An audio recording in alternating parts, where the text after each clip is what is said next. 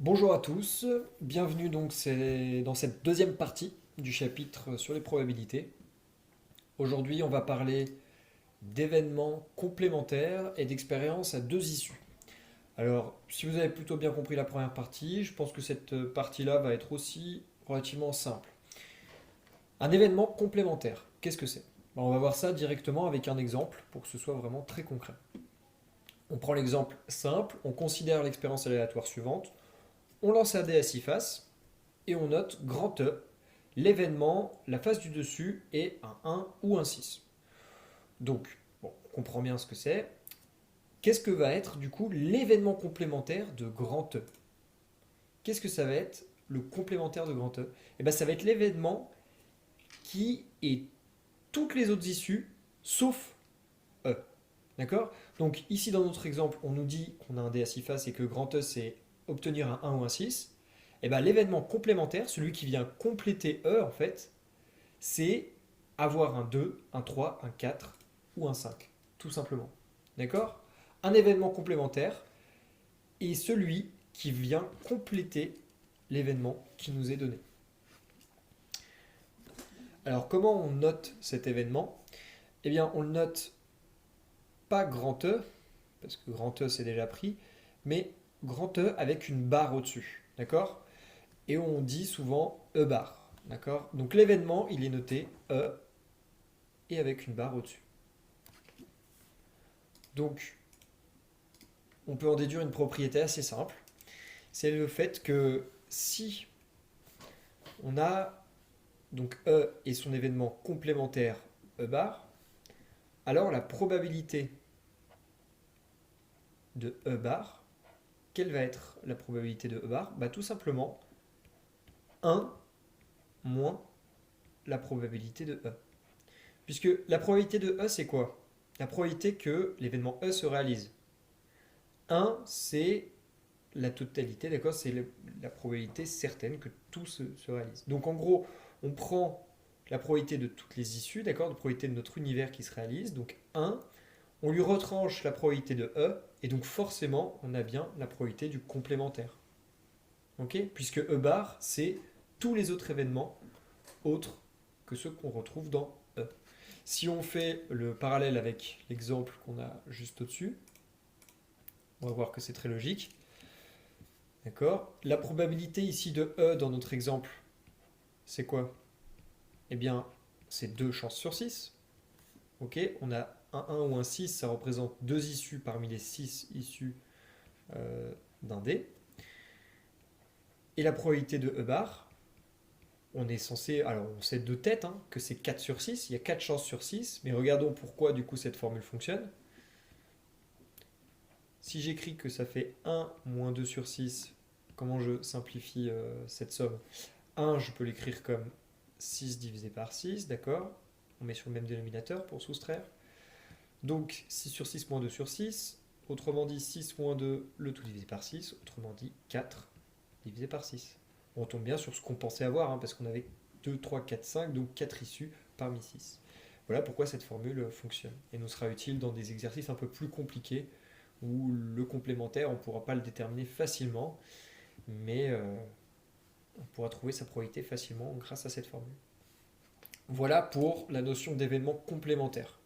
Si on a un univers entier, oméga, et qu'on a E qui représente une partie, alors E bar représente toute l'autre partie. Dans le petit 5, deuxième point que nous allons voir dans ce cours, expérience à deux épreuves. Alors qu'est-ce que ça veut dire?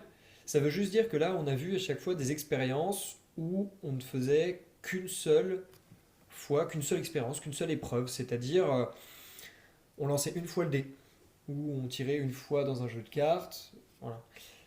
Eh bien, on va pouvoir en fait imaginer qu'on répète plusieurs fois une expérience. Donc une expérience qu'on va répéter deux fois, ou juste deux expériences qu'on va faire successivement, on va appeler ça une expérience à deux épreuves. Donc, comme exemple simple, il peut y avoir tout simplement prendre un dé, le lancer et le relancer une deuxième fois, mais ça peut être aussi lancer un dé, puis jouer à pile ou face. Et en gros, après, je peux poser la question, quelle était la probabilité d'obtenir un 5, puis ensuite d'avoir pile? D'accord? Donc en fait, on va composer des expériences. Et ici, on fait un composé de deux épreuves. Regardons sur un exemple. Notre exemple, il va être très très simple. On lance deux fois de suite une pièce de monnaie. Il s'agit d'une expérience aléatoire, du coup, à deux épreuves. Il y a deux lancers. Donc on va noter grand E, l'événement, on obtient au moins une fois le côté pile. D'accord? Donc on essaye et on va s'intéresser à cette probabilité. Donc quelle est la probabilité d'obtenir au moins une fois pile sur nos deux lancers? On a ici donc une expérience à deux épreuves qui nous donne quatre issues, on va le voir en faisant l'arbre de probabilité. La première épreuve correspond au premier lancer et la deuxième épreuve au second lancer. Donc l'arbre qu'on peut dessiner ressemblera à ça. Voilà notre arbre des possibles qui représente notre situation. Alors pourquoi ça représente bien toute notre situation? Ici, on a commencé par faire un arbre classique, c'est-à-dire là, ça représente quoi? Ça représente notre premier lancer. D'accord? C'est notre première épreuve ici. On dit que c'était une expérience à deux épreuves, et bien ici notre première épreuve, en fait, ça représente notre premier lancer. On lance la pièce une première fois, on a soit pile, soit face. Et une fois qu'on a fini notre première épreuve, notre premier lancer, eh bien on va en faire un second. D'accord? Tout simplement la seconde épreuve. Et cette seconde épreuve, elle dépend du premier lancer. C'est pour ça qu'au bout de chaque branche de notre premier arbre, donc au bout de la branche pile ici, au premier lancer, on refait enfin deux branches qui partent, c'est-à-dire pile ou face. Parce que on aura bien la possibilité de faire pile au premier lancer, puis pile au deuxième. D'accord, deuxième lancer. Ou alors pile et face. Et on a aussi la possibilité de faire face et pile, ou face et face. D'accord? Donc la représentation sous forme d'arbre d'une expérience à deux épreuves, c'est ça. C'est tout simplement un arbre de possibilités au bout duquel on va recommencer à faire d'autres branches en fonction des autres cas, en fonction de la deuxième épreuve. Ici, donc, on se retrouve avec. On peut noter les chemins qui résultent de cette expérience. Donc, P puis P, on peut noter ça comme le chemin, donc pile-pile. Ensuite, P puis F, donc pile-face. L'ordre est très important, donc on fait attention quand on marque entre parenthèses à bien mettre dans l'ordre. Ensuite, ici on a eu face puis pile, et là on a eu face puis face.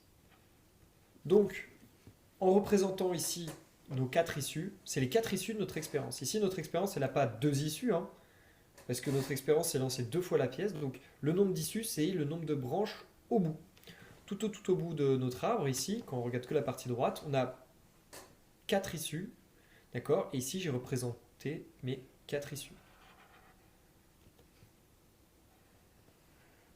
Quatre issues. Alors, dans ces quatre issues, on a quoi comme probabilité en fait? Là, c'est assez simple. Toutes les issues ont même probabilité, d'accord, de sortir, pile-pile, pile-face, face-pile et face-face. On a bien dénombré tous les chemins parce que pile, si c'est un événement pile, son événement complémentaire c'est quoi? Eh bien c'est face. Donc ici on a bien à chaque fois mis tout l'univers des possibles. Donc la probabilité, ça va être une chance sur quatre pour chaque. On a ici à chaque fois un chemin parmi quatre possibles. On a une chance sur quatre. C'est logique, hein, parce que ensuite on a bien tous les cas possibles ici, on ne peut pas avoir d'autres cas de figure, et 1 sur 4 plus 1 sur 4 plus 1 sur 4 plus 1 sur 4, ça nous fait bien 1. Donc, on a ici décrit la loi de probabilité de notre expérience. La question c'était quoi? C'était, on obtient, calculer P de E. D'accord? Probabilité de E, il fallait que ce soit quoi? On obtient au moins une fois le côté pile. Bon bah ici c'est quoi avoir au moins une fois le côté pile? Ça correspond à ce chemin. En fait c'est trois chemins là, d'accord? Et donc c'est trois probabilités. Qu'est-ce qu'on fait avec ces trois probabilités? On va tout simplement les additionner. Donc probabilité de E, c'est un quart, plus un quart, plus un quart. Autrement dit, c'est 3 quarts ou 0,75. Voilà la probabilité de E. Ok? Alors ici, dans cet exercice, dans cette partie 5, on a parlé d'expérience à 2 épreuves. À votre avis, est-ce qu'on peut parler d'expérience à plus d'épreuves que 2? Bien évidemment. Si par exemple on avait décidé de lancer 3 fois notre pièce, on aurait une expérience à 3 épreuves. Alors comment on aurait fait? On aurait tout simplement poursuivi encore notre arbre, d'accord, avec différentes branches. Et si on avait fait 4 lancers, eh bien on aurait fait une expérience à 4 épreuves, etc. Donc il suffit, pour des expériences à plus que 2 épreuves, de poursuivre nos branches. On continue de faire pile face, pile face, pile face, etc. D'accord? Et ensuite, on regarde le nombre d'issues total et on fait 1 divisé par le nombre d'issues total pour calculer la probabilité de chaque branche. Voilà pour cette partie du cours. On a fini.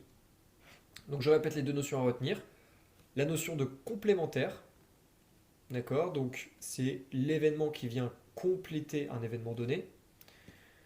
Et les expériences à plusieurs épreuves, comment on les représente? Tout simplement avec un arbre qu'on va poursuivre, auquel on va faire pousser les branches à chaque fois qu'on augmente d'une expérience, d'une épreuve. Au revoir.